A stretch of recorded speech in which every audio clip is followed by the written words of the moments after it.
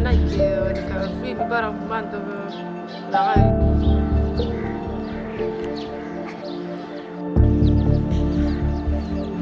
تاسو پلاریا چې څنګه سره و ګیره وا کنه ګیره نه و ګیره وا موږ لپاره لازم بیا من راکاو شریکونه